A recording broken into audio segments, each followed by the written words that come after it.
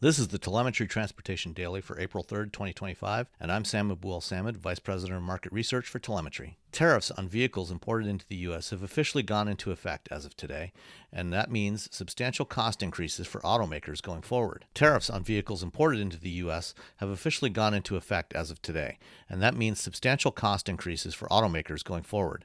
If the tariffs remain in effect for any extended period of time, we expect those cost increases to mostly be passed on to consumers because most automakers simply don't have the profit margins to absorb tariff rates of 25%. However, not every automaker is planning to crank up prices immediately. The tariffs only apply to vehicles and parts crossing the border as of today.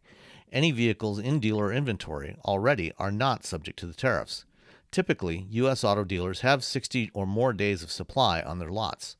Ford announced that it will be extending employee discount pricing to all customers through June 2nd. Ford assembles about 80% of the vehicles it sells here in the U.S., but many of those vehicles still contain significant amounts of components and systems from plants in Canada and Mexico, including all of the gas and diesel V8s used in full-size trucks. Ford also builds the popular Maverick, Bronco Sport, and Mach-E in Mexico. Jose Munoz, who recently became CEO of Hyundai Motor Company, spoke at the Seoul Motor Show yesterday, where he said that Hyundai will not raise prices as a result of the tariffs. Hyundai plans to absorb the additional costs, for now. Hyundai Motor Group, which includes the Hyundai, Genesis, and Kia brands, currently builds nearly 60% of the vehicles it sells here in the U.S., a proportion that will increase this year as it continues ramping up its new factory near Savannah, Georgia.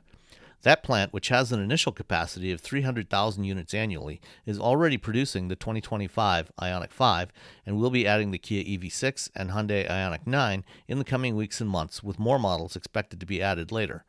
However, that factory doesn't exist because of tariffs.